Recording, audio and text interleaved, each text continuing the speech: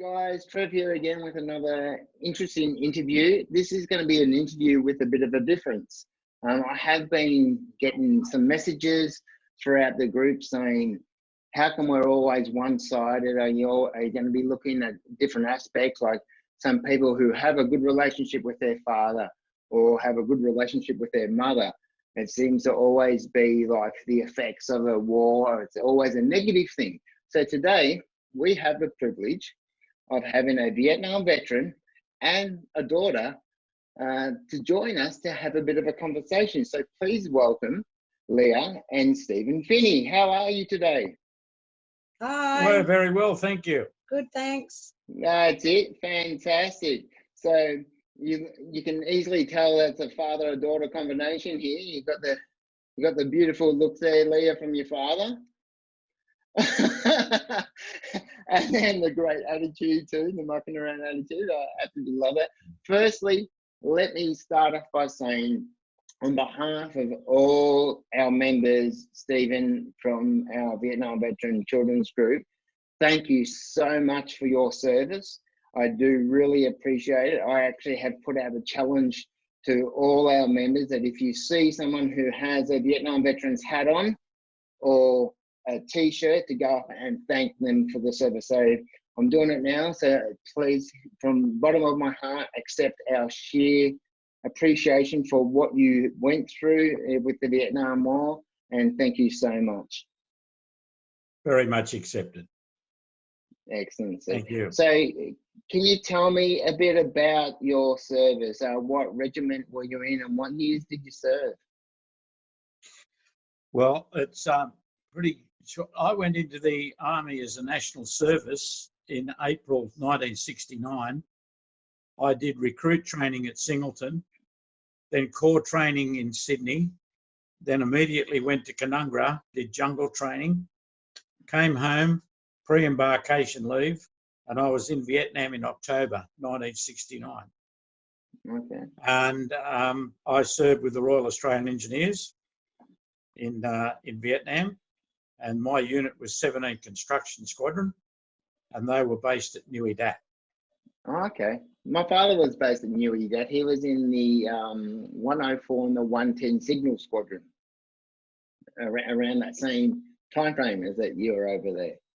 Yeah, he lived round the corner from me. so you were neighbours. You probably shared a beer together or something. Yeah. Now I have to ask you, because my dad said the American beer tastes like crap. Is that true? Yes, but when you haven't got anything else to drink, it tastes bloody beautiful. I can totally understand that. I've been there many a times where you look at the beer and go, well, it's not my favourite, but it will do. It will do. Yeah, well, see, we had a ration. There was 2 cans per man per day, perhaps, and sometimes when the wharfie strikes and that were on, we didn't get beer at all. So we had to do a deal with the Yanks and buy beer from them. And possibly the best form of negotiation was a slouch hat or a pair of Australian Army boots. They loved our boots because we had steel soles in them. And Right. you could probably get a pallet of American beer for a couple of pair of boots and a slouch hat. the barter system was happening over there in Vietnam. Wow, that's Absolutely. something I never thought I'd hear. Yeah, that was on. So did you get along well with the American soldiers over there, or was it only getting along to buy beer off them? Oh no, we had an American unit based at the end of the street where our unit, like we were based on the probably the southern side of Nui Dat, and next door to us was 161 Battery, which is the New Zealand artillery, and then across the road from them was an American unit, and there wasn't very many Americans in Vietnam, but there was a few there. Yeah, in Nui Dat, I meant. Yeah. I was going to say, because I think there was quite a few who went over there. Yeah, they killed 50,000 of them, so there must have been a few of them there. Yeah, exactly. Wow. So, like, can you recall when you finally got dispatched to come home? What was that feeling like? I mean, how did it happen? I mean, did you know when you signed up that you're there until this date and that's when you're coming home, or was it just like, hey, Stephen, you're on the next chopper out of here? We did a 12 months tour and a tour of duty.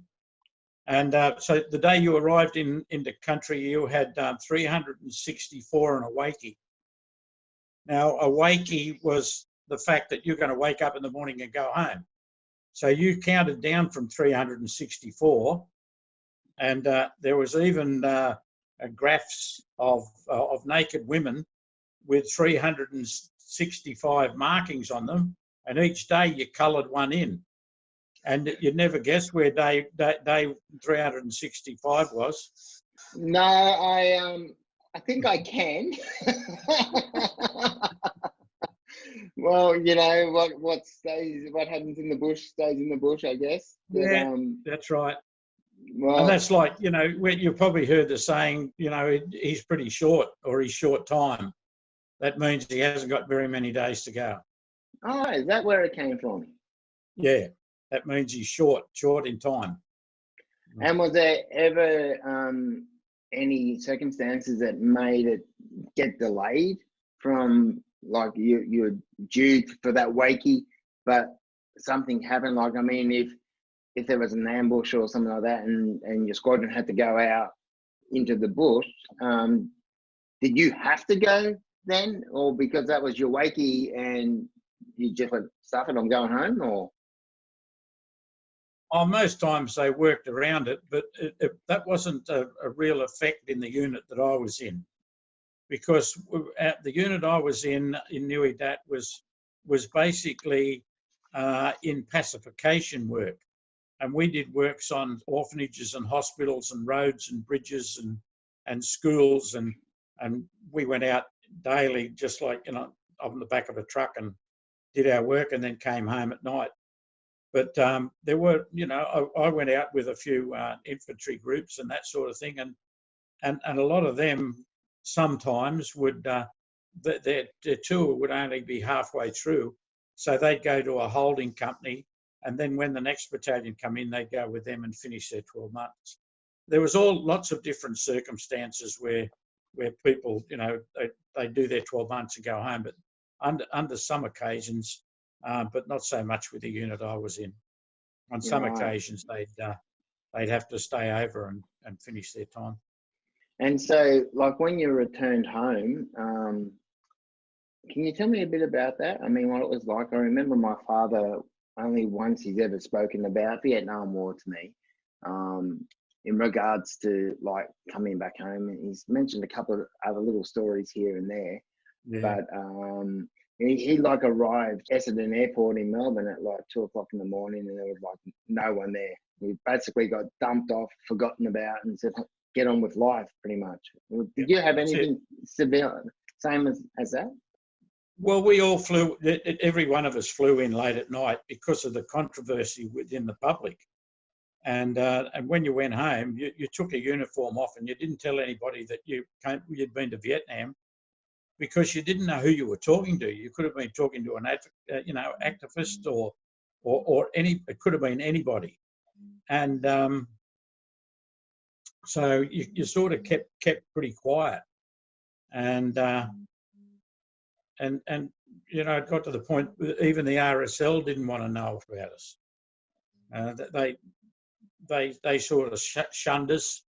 And in Newcastle, in 1972, all the Vietnam veterans got together one Anzac Day, and we decided to form our own group. So we formed a group called the Vietnam Legion, which went and is still going today. Today, it's now the Newcastle Hunter Region Vietnam Veterans, and it's known as the second largest advocate service in New South Wales. So Wow. we're still a group. We're still working together. When we came home, it was terrible, because you didn't know who was sympathetic with the Vietnam War and who wasn't. So you said nothing, and you sort of went into a shell, and you really had no one to talk to. I'm just trying to get my mind around this. It's just insane. I mean, I've done so much research for this documentary, and I've spoken to so many people, but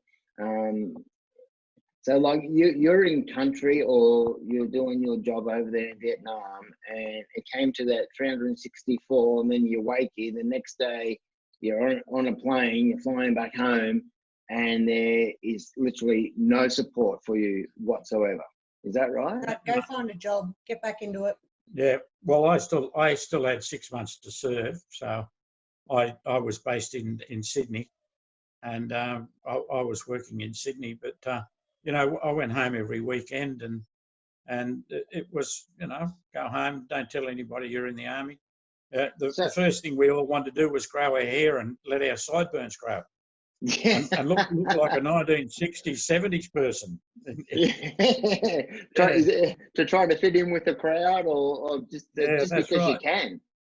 Yeah, but the shame of it all was that, you know, people and organisations took it out on the veterans and took it out on the serving people. Like the wharfies wouldn't load the Japarra, which was the supply ship that took our beer and everything over. They refused to load it because they were protesting against the Vietnam War. And then you had the postal service wouldn't deliver our mail.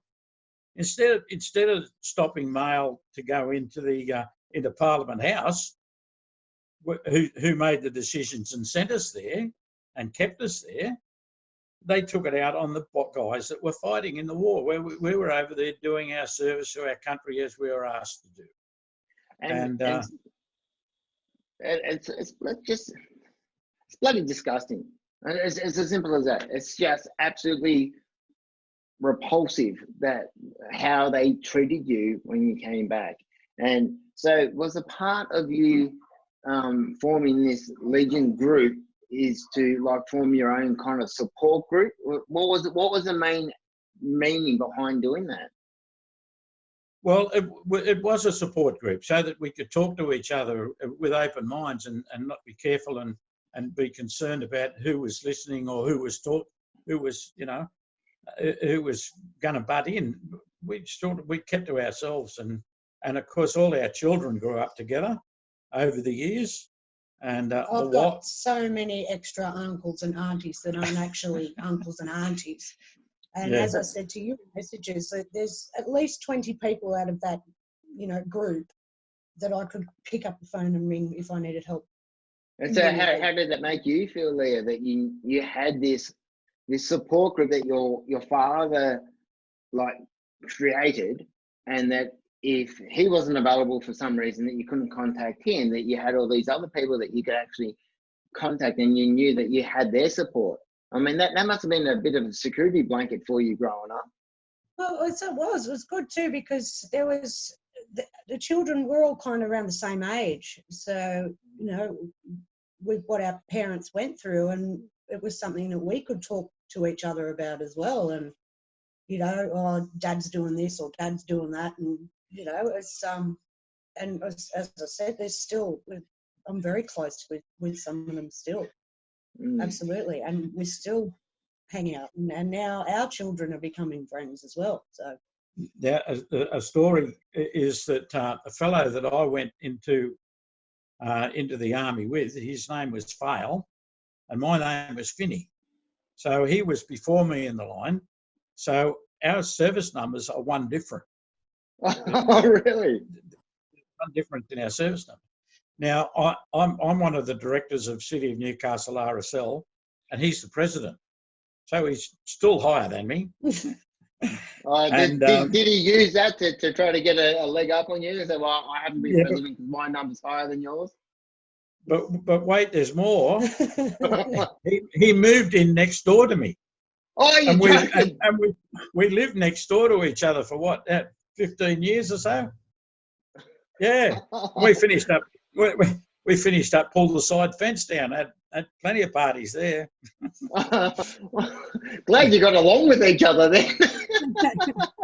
Yeah, we still do. Well, very much so. You know, Uncle Ken, his family, and Christy and Grant, Like brothers and his sisters. children, we're brothers and sisters. They're my little brother and sister. They're close Wow. to a lot of our family. They're Mm. they're amazing. And Dad, as I mentioned to you before, Dad and Ken do a lot of organising of Anzac Days here in Newcastle. And there's always a bit of a competition, you know, because Ken organising the dawn service, he always gets bigger crowds. So Oh yeah, we get about 50,000 people to the dawn service in Newcastle. You know, from 40 to 50,000 people, and then we have another service at 10 o'clock, and we normally get 15 to 20,000 people at that one. So it's a big job that we start possibly in October to organise Anzac Day for the next year. And so then, we call them Fat Controller 1 and Fat Controller 2. That's a hooray for the Fat Controllers. Oh yeah. Oh, Somebody's got to do it.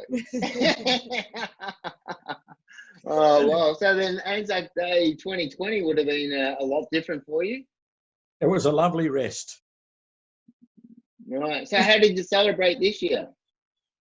Well, I live in an over 55s situation in Newcastle, and it just so happened a fella 2 doors up from me was a piper, and he did a pipe recital around the village, a few places, and I went with him and with medals on and recited the ode. Oh, that's amazing. That's how we did it. Yeah, we still remembered Anzac Day. Oh, that's fantastic. Did you do that from the Driveway at Dawn's group? I did. Yeah, so the guy who started that is actually in our group. He's a COVV. So, and Jay Scott, big shout out to Jay. He did a magnificent job in creating that movement for Anzac Day. It's helped so many people to get out there and to still show their respect and love for the fallen and for the veterans who are still with us today, which is absolutely amazing. So, Stephen, I'm really curious to know that you said before that when you came home that you had to be quiet and you had to like deal with it just by yourself, and you started this group to have other like-minded vets to get together and to talk. Yes. Was there a point in time, or has there been a point in time, or that you feel like that you have been accepted back into the community as veterans of Vietnam, that you're actually acknowledged for the bravery and everything that you've done? I think when Vietnam veterans started becoming really involved with the RSL was the turning point, because they became in your face in the media, and then the teachings, they started teaching it in history in schools, so the younger generation sort of knew, and I think the community outgrew it, you could say, the anger and animosity towards the veterans of Vietnam. I think the community just outgrew it, which was a good thing. And we were lucky too, because that group that we started, it spread pretty much throughout New South Wales, and there was groups started up all through inland New South Wales, and we had a group in Queensland and a group in Victoria, and they were doing exactly the same thing. And we didn't consider it to be therapeutic. It was just a bunch of guys getting together once a month, having a great time, going away on picnics and having outings and that sort of stuff. It wasn't until one of our members was the manager of the Department of Veteran Affairs in Newcastle, and he brought the commissioner up to one of our meetings, and that commissioner in his speech to the meeting explained what a great organisation that we'd had as a support group. Well, what do you mean a support group? We just all drink the same beer here. We don't need support. You know? And it wasn't until then that I then realised that, hey, it is a support group. Yeah, exactly. Wow. See, I'm actually talking to the gentleman who started probably the very first support group for Vietnam veterans. So Well, Thank you so possibly, much. but I wasn't the only one. There was a number of us. No, you had you know. your bloody neighbour across the road there that were giving you a No, hand. he was wasn't right. He was right next door, mate. right next door. And he probably takes more of the credit because he's got a higher number than you, or he was first in line. So Yeah, he's fat controller number one. He's fat controller one, yeah. please tell me you got hats, fat controller 1 and 2. Oh, No, we haven't got to hats. do that. We'll have to get Thomas the Tank Engine hats. Yeah. Oh, that's magnificent. And please, Leah, you have to post photos of them in their hats up on our group. Oh, yeah, we You can have do to, you have to do that for us. So, Leah, what was it like growing up? I mean, I've shared a little bit of my story of growing up with my father. He was he's still very is tight-lipped about service and everything over in Vietnam. Was that the same with you, or did you have a different environment? Because you had like 20 uncles or who served there. So yeah, and I mean, yeah, it's not. They didn't really talk about what happened over there. You still really, you get snippets, but yeah, he hasn't told us a lot of the nitty gritty. Mum probably said a bit more about what had happened. Dad having reoccurring dreams and things like that when we got home. When he got home, and it wasn't him that told us; it was Mum. And Mum being the mediator between us as we were growing up too. With like all veterans with PTSD, short temper, we'd snap at each other quite regularly, especially coming into being a teenager. And we'd have to walk into the house and be a bit quiet of an afternoon because Dad was sleeping. And I just remember snapping one day and calling him a cranky old bastard because I had to be quiet when he came in the house. And we had a bit of a blow up over that. And I don't think it was that much long after that you started treatment. I think that was a realisation for me as well. right. Because I was a cranky hormonal teenager, and I just got sick of walking on eggshells. And and then from then on, once Dad got his his treatment, and he was a completely different person. Yeah. Anger management counselling and stuff like that made him a completely different person. Even nicer than I was. Even nicer than, and he wasn't. And we didn't have, it was just normal as far as I growing up. It was just sort of a normal, parent daughter relationship. You all have issues, family issues. So we didn't have. I mean, I've heard stories, and definitely families that aren't as well off as us as far as communication and actually being friends. And some of the blokes that came back and drowned themselves in alcohol and took it out on their family and stuff like that. I was lucky enough to avoid that. That didn't happen to me. Instead of getting drunk at home and taking it out on us, we'd all go out on a picnic and everyone would get drunk. Everyone. Well, you could drive yeah. So I can relate. I can yeah, relate one story. We went out on a group outing, and I was introducing my wife as my first wife, and I introduced her to this guy, and I said, "This is my first wife, Alana," and he looked at me stunned, and he said, "Your first wife? This is my fourth." Oh my goodness! Yeah, poor love. You can imagine what you're going to go through. Yeah. Anyway. So Leah was just talking, Steve, that you changed after you got some professional help. Who did you seek out that help from? Was it like Open Arms? But back then, I think it was the Vietnam Veterans Family Association. Was it the Vietnam Veterans Counselling Service? That's right. I went to the opening of that in Parramatta when it was open in early 1980s. That opened under pressure from the Vietnam Veterans Association of Australia. But my diagnosis, we had a girl from the advocacy service, from Legal Aid Advocacy Service in Sydney, come up to one of our meetings. And she said to the guys at the meeting, she said, "Look, I'm going to be here for the weekend, and I'm I'm going to be taking names and talk to guys if they've got any problems and help them through claims with Veteran Affairs. And I chaired the meeting that night as I was the president. And at the end of the night, I thanked her for coming. And she, after the meeting was finished, she said to me, you haven't made an appointment yet. And I said, there's nothing wrong with me. And she said, well, I'll see you in the office now and we'll do your claim now. And I said, oh, okay. So we went into this office and she said to me, now I want to know everything that's wrong with you from the tip of your toes to the top follicle of the hair on your head. And I went through all the things that I had problems with. And she did an initial claim for me that it went through the system, came back, and the only thing that wasn't accepted was arthritis. And that was because I never broke any bones. But, it didn't matter that you jumped out of trucks that were, 4 foot off the ground with full packed rifle and all the gear on. And, the shock wave that went through your body was just outrageous, But that was never accepted. But I got anxiety disorders and that sort of stuff accepted.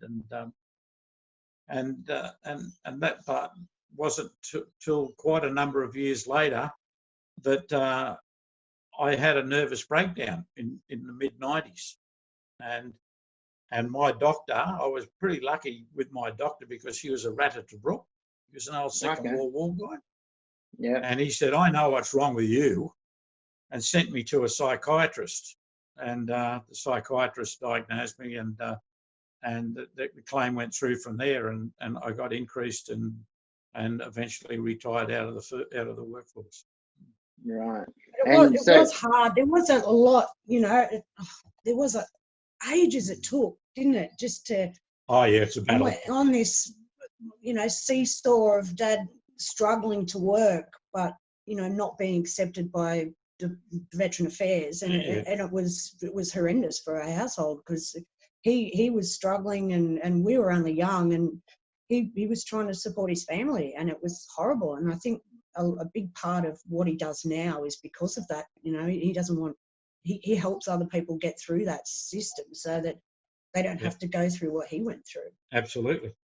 Yeah, look, I can relate to that because my father also used to help people with their TPI pension claims and was working out of an RSL, but then he ended up just working out of his home, and he got all the claims that went through the RSL to the advocates that then got denied, and then they came to him. And I can recall one story that I remember coming home and seeing the old man, and there would be a vet there with a bottle of scotch for him, and he was crying. And to be honest, I don't see a lot of vets cry. Okay, it's something that you just hardly ever see. But he just got accepted for the gold card, and he told my old man, I'm getting a bit emotional saying this, he had literally $5 in his bank account. Yep. $5. And yeah, I've seen a lot of that. I was pissed off. I was so angry that our government let someone who served and put their life on the line to go out there and to fight for our country and for our freedom. And regardless if he joined up or if his ping pong ball with his birthday came out, I don't give a rip of how he got there. He was there.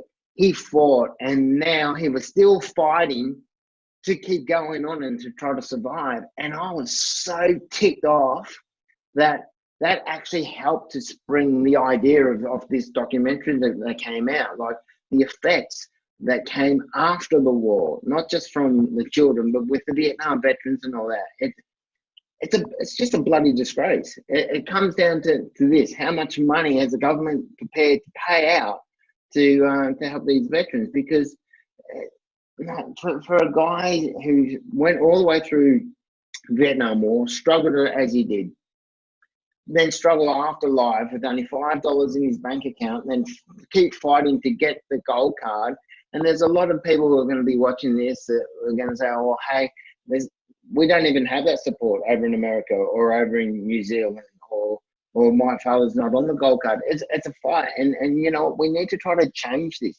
How do we change this, Steve? How do we get the government to finally freaking recognise the services that you guys have done? Well, we need more veterans in government. So when veterans were in government, there was a lot of recognition and there was a lot of changes made over the years. A fellow by the name of Edwards was in a wheelchair. I forget his first name, but he was a politician down there and he did a lot of work. Now, Jenny Lambie does a lot of work for veterans in the government at the moment. Senator Jenny Lambie. And that's who we need. That's who we need. And that's how you get it changed. And now the government will say, all right, look, we're going to help veterans more. We'll run a review. And there was a review some time ago called the Clark Review. Now, in the terms of reference of that Clark Review, it said that it had to have a negative influence on the budget. So it meant that they weren't going to spend any more money. What they were saying is, if you say that this person needs more money, well, we give somebody else less, because it had to have a negative impact. It was just crazy, an absolute waste of government money. It's an absolute shame, isn't it? It's a complete shame that someone has to lose so someone gets the gain. Look, I mean, that's one thing that I'm really trying to push for is like at the end of the day, people turn around and say, hey, you know, I know your documents are going to cost you X amount of money. Why don't you go to the government for grants? I'm like, they're not going to like what I'm going to say. They're not going to give me any money to make this documentary because I'm going to put a hell of a lot of pressure on them to change this way. And, you know, got to get it done soon because, like, unfortunately, the sad truth is that our veterans aren't getting younger, you know, and we need to help them while they're still here with us. And then we also need to help the children of these veterans because there are a lot of second or intergenerational issues that have happened from a father or a mother being in the nurse in the hospitals. We can't forget the mothers who served, you know, the women from Vietnam, to try to help these guys too. Yeah, so big thing about politicians is that they want to keep their job. Now, to keep their job, they have to get re-elected. So if you put pressure on them and say, what are you going to do for veterans? And they'll say, oh, well, we'd run with a politician. Oh, well, I'm not voting for you unless you've got something positive that you're going to do for them. And you don't vote them in unless they make a commitment that they're going to stand up for vets. It's not only Vietnam veterans, it's all the veterans that are coming through now. Because when I was going through my case, I was covered under the Veterans Entitlement Act. Now there's another 3 acts that cover veterans, and they're all virtual minefields to navigate through. It's just unbelievable. It really is. They're making it harder and harder and. So Leah, growing up, can you I mean, I'm just loving this relationship that you have with your dad, and I'm just loving that you. Oh, if you didn't see that because I was talking, they just kissed, you know. So, like, the video will only go on me when I'm talking, and it was a sneaky little pat there to show the love, which is fantastic. But I just love how you can joke around with your dad, calling him a fat controller, and and you said there was times of walking on eggshells, and the biggest thing was the change is when he sought professional help. What I want to know is from you is that before he did that and you walking on eggshells, how did that affect you growing up as a teenager? Well, I mean, it made me angry. I mean, I was already angry as a teenager anyway. And I mean, I didn't understand back then, you know, the effects that the war had on Dad. You know, all I saw in a lot of ways was just a cranky old bugger. But growing up with Dad, I think we're like 2 peas in a pod. We're so alike. It's scary. I think I was supposed to be the son, not the daughter. Yeah, I've trained her now. She's a cranky old bugger. Yeah, we're so alike, and it's things that I've picked up from him that I don't even realise, until somebody points it out, like how quick I am to anger, and I've got very, very little patience, just like him. Very quick to anger. I've noticed that. Yeah, and he's getting better with age. I'm getting worse, but yeah. But again, Trev, I think having that group for them made a big difference on how we were impacted as children, because Dad did have support and he did have friends. He wasn't just thrown in a corner and told, to suck it up, and at least he had that support group. And I think that was a really big difference for us, in that he didn't drown his problems in alcohol and I tried to, like a lot of other people, like a lot of other A good shot. I tried to give it a good shot. Yeah. Like, you never went home from a party unless the esky was empty, let me tell you. Oh, that's just un-Australian, Stephen. That's just un-Australian. I know. Now I've just got a smaller esky. But Anzac days were always the big one, and us growing up. I think I mentioned to you in messages that it was all the wives would take a turn, to go and collect all the boys from wherever they were at the end of Anzac Day and pour them all out of a car at the end of the day. And then as we grew up and started getting our P plates and stuff, it was then shoved on us. We're like, you can go and do it now. So, there's definitely a few memories of a car full of drunk Vietnam veterans threatening to pee in my ashtray and didn't get home quick enough, and carrying on. But that's it. I think it made me a stronger person, really. Yeah, you had to do something for the effort. Yeah, I remember the story that you shared with me, that your mum got the phone call after a couple of rings or something. Finally got the phone call and found him at the pub. How long has it been 40 cents for a phone call? Nobody told me you had to put more than 1-2 bob in it. and she found you dancing with another lady on the dance floor and just gave you the look and said, "Get in the car. You're going home now." That other woman was only human. It reminds me of like all the phone calls that we used to get from my dad. Like, we knew Anzac Day meant at least 2-3 days he'd be gone. He'd just disappear off the face of the earth. And then you finally get a phone call, "Come get me." And it'd be like, "All right, kids, get in the car." Mum would shuffle us all in the car, and we always found him at Watsona Base, Army Base in Victoria. And then I think I've shared this on our group, but when I've just messaged it, but then we used to have a game with our dad, like when we go and pick him up from Vietnam, from the Anzac Day memorials and all that, because he still used to be plastered. And first thing was, "Dad, how did you go up in tour? Did you win?" And he goes, yeah, son, I bloody cleaned up. Oh, game was on then. The game was on. The game was, how much money could we convince Dad to give us on the way home? That's the story. And it would be like, "Hey, Dad, I need new footy boots." "All right, son, here's $100. Hey, Dad, I've got a school excursion I need to go to." "Yeah, not a problem." Mum goes, hey, Graham, I need a new handbag or haircut." "Yeah, all right, here's this." And we'd come home with all this cash. He just keeps pouring it out of his pocket. And then the next morning, there'd be a tally, a little thing that would make up, and it's got Mum, Gary, Trev, and it'd be how much money that, and like a star who would win. And Dad would come back to, like, we'd give it all back to him. We'd give all his cash back to him. And he'd be like, "You bloody bastards did it to me again." I said, "Well, you go off drinking for 2-3 days. We're going to have some fun with you." So, well, yeah, I've got a 2-up story.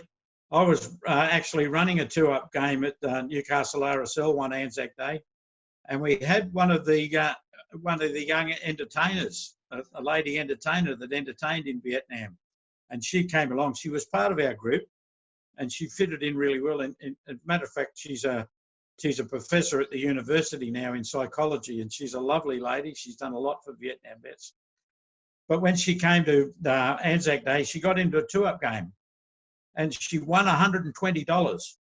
And we said to her, now, you've got to stick to the rules. And she said, what do you mean? So when you go home, you tell your husband that you won $50 and here's 25. But she said, I won 120. No, you won 50 and here's your 25. You give him the 25, he'll be satisfied that he got half. He's not going to question you about the rest of it because he won't know about it. So you're telling me Dad had more money in his pocket that all those times? Probably. Yeah, Probably. I'm going to give him a phone call and find out what the hell the true story is. That's the rules, mate. I'll probably give it away now. Everyone will be after me. Oh, well. Hey, guys, it's been an absolute pleasure talking to you today. Is there anything, Stephen? Oh, first, I forgot to mention, I actually had a look when I researched a little bit about you, Stephen, that you got the Australian Order of Medal for your work in the RSLs. Is that right? That's correct. Yeah, I got the Order of Australia Medal in 2008 for service to the veteran community in Newcastle. Super proud moment down in Government House in Sydney and being presented, and yeah, definite proud moment. I can tell you, we went to Government House for the investiture, and Leah being a horticulturalist, and my other daughter was a chef. And at Government House in Sydney, one got a tour of the kitchen and the other one got a tour of the garden. They thought it was a bloody wonderful day. Fantastic. Do you have photos of that, Leah, that you could be able to post up in the group? We have, yes. Oh, no, she's off. She's going. No, here it comes. it's actually on the wall. Oh, magnificent. Fantastic. Look at that. Wow, what a proud day. It was a proud day, yes. It's amazing. And we're pretty sure it's a first too, that because your father got an OAM as well. Yeah, my father got an OAM as well for the same reason. So they think it's an Australian one. So it's an Australian first to have a father and son. Now, Order of that's work Australia. within the RSL then, yeah? Yeah. So from your dad's work in the RSL to all your work, how many years combined has the Finney family given back to the community with RSL? Well, he retired from the Army in 1960, and he started working with the RSL and the Totally and Permanently Disabled Soldiers Association around about that time, and then he died in 2000. So how many years is that? And I started with Vietnam vets in 1974, and I'm still working with them. So was your dad still working in the RSLs when you started working in? Yep.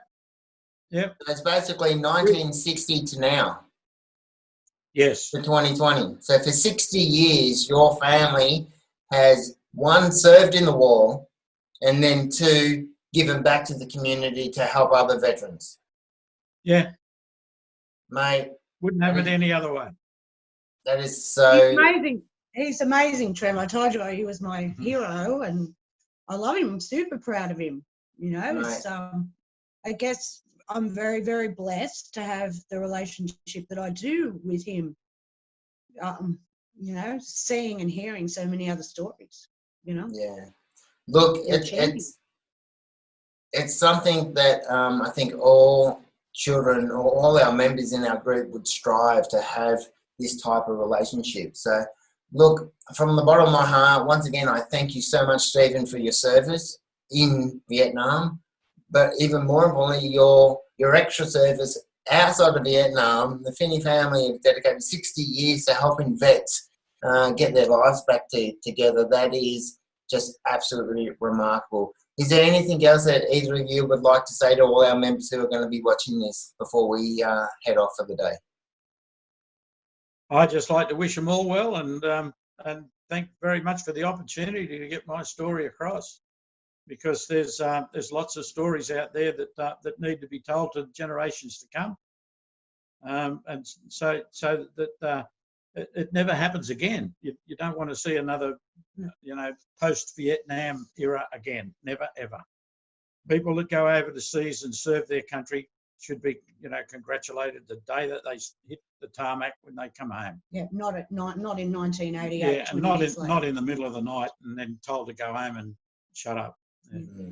And me personally, with any families that are struggling out there, there is help. Just reach out. There is help to be found for us as children of Vietnam veterans, as well as, if you're struggling with your father, and if you can get the stubborn old goat to go to counselling, there is help out there for everybody. Yep. You just, unfortunately, sometimes you just have to dig for it. It doesn't have to be a Vietnam veteran. We've had Afghanistan and heaps of them since Vietnam. Well, you've got a bloke that you're looking after now that I went to school with, who he ended up in Timor. Yep. And when he came back, he was not in a very good way. And Dad's been, Dad we've and the been Vietnam helping him veterans have been helping him out. And so it's the help's there. You just got to go for it. Yep. You can lead a horse to water, but you can't make it drink. So that's right. They've got to walk through the office door, and then we take over and we give them all the help we possibly can. But then not alone. Not alone. Not alone at all. Look, on that note, I think that's a perfect way to finish this off, because this group, you are not alone. We've got 600 and something odd members, or I don't even know anymore. I'm just so confused. There's just so many members who are there to help one another out, and you're not alone. We're just like a phone call away, a message away to help each other. And like here in Australia, we do have Open Arms and Beyond Blue that you can reach out to if you are suffering or if you need some help. But if not, just post something up in our group. There'll be someone there to lend an ear to and to listen to what's going on, to give you some support. So on behalf of everybody in this group, thank you once again, guys, for being a part of our group.